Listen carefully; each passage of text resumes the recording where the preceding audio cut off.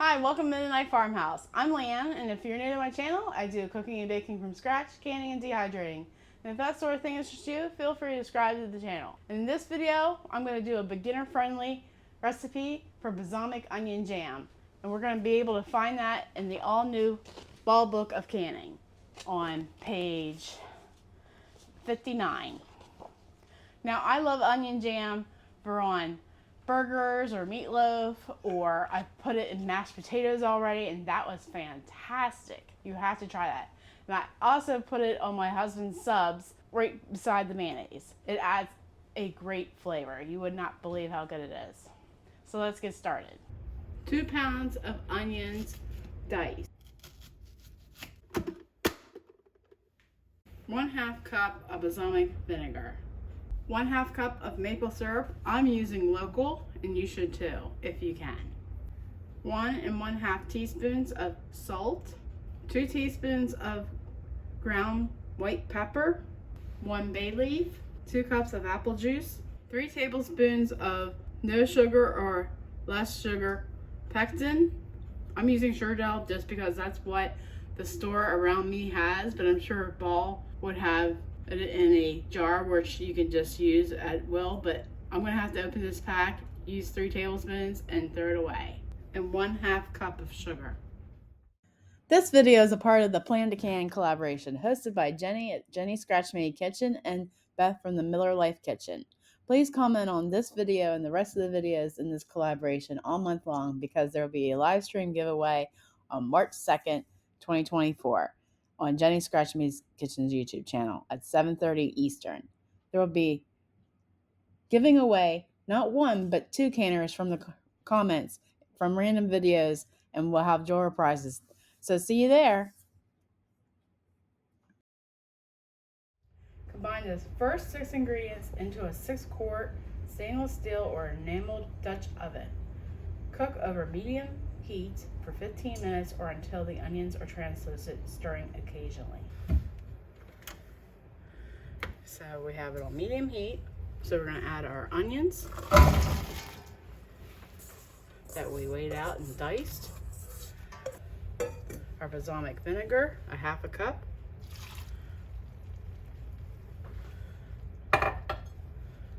Our 1/2 cup of maple syrup.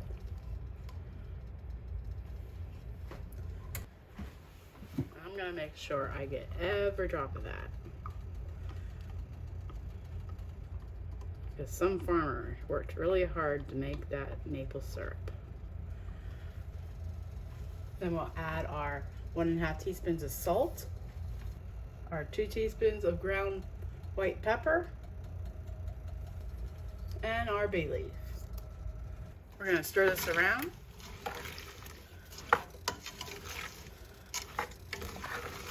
Get it well combined. Then we're going to set a timer for 15 minutes, even though we're going to make sure the onions are translucent when we're done.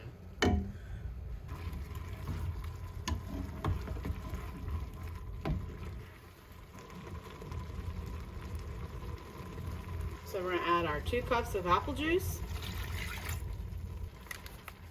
and 3 tablespoons of pectin.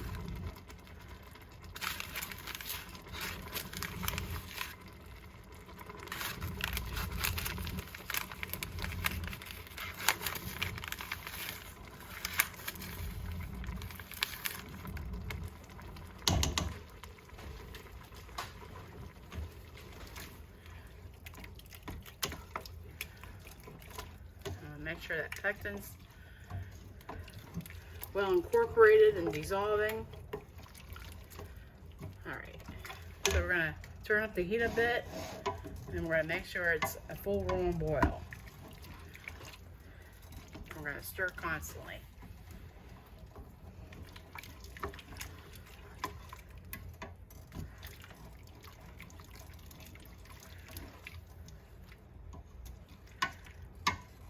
Alright, that did not take long at all. So our mixture is boiling with me stirring it, and it cannot be stirred down. So we're going to add our sugar. stirring it to dissolve.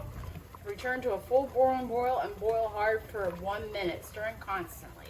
Remove from heat and remove the bay leaf and skim the foam if necessary.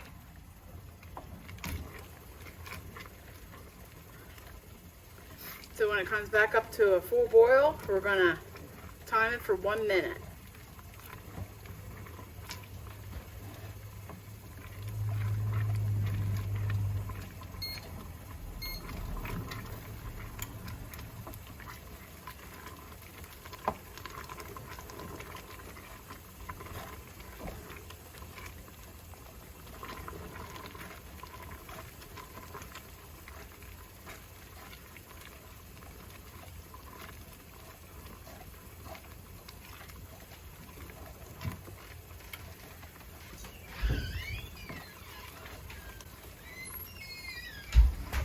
Can you turn the sink off and put the jars in, please?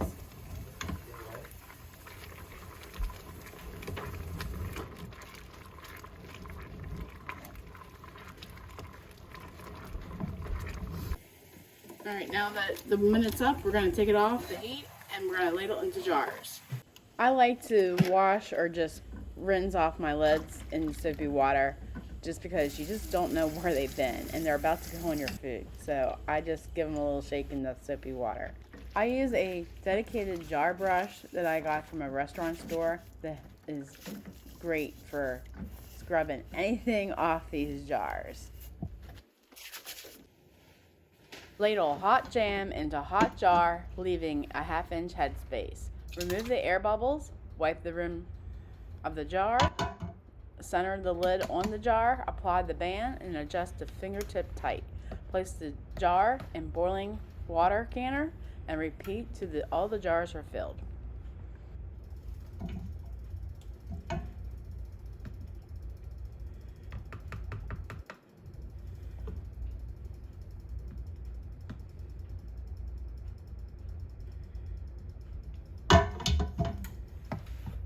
I have consciously made the decision to only use 4-jar lids from now on. They have an excellent seal rate and they're always popping.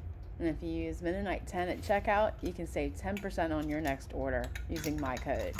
And I would appreciate if you did so.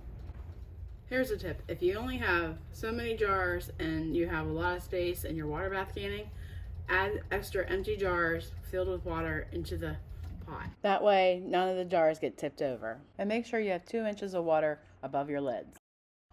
I'm going to process these jars at 15 minutes since my altitude is 859 feet. You can easily look up on Google what your altitude is. And make sure your water bath canner is at a full warm boil before you start your processing time. So the 15 minutes is up. We're going to just turn off the burner and remove our lid and set a timer for 5 minutes and do nothing else except maybe cook supper. And when those 5 minutes are up, we're going to slowly, gently bring the jars out of the water bath canner by lifting up the holder. Then we're going to grab our jar lifters and admire that beautiful color of that jar, everything glistening.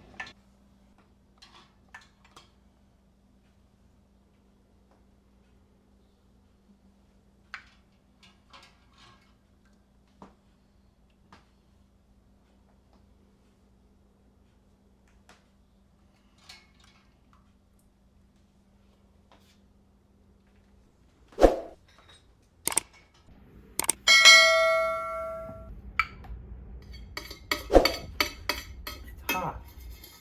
Hot is in what way? Temperature wise or No. too much pepper?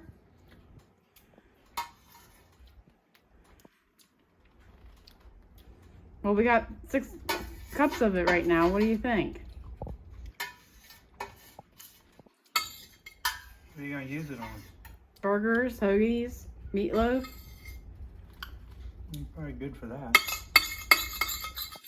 Cowboy candy? No, you don't mix them together.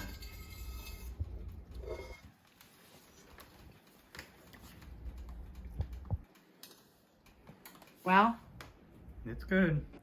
so after I got done processing the jars and Howard had his taste test, he had to sneak back to the barn. So I decided to slap some of this jam on top of our Delmonico steaks. And here's what we had to say. So what do you think on the steak? Very good. So I should make it again? Yeah. Everything on your plate's either homegrown, home canned. It tastes sweet to me. Yeah, but I don't taste the pepper. If you've made it this far into the video, I'm sure you're loving the content of this channel. Like us on Facebook and follow us on Instagram for more great content. May I suggest you watching this next? Take care and God bless, and see you in the next video.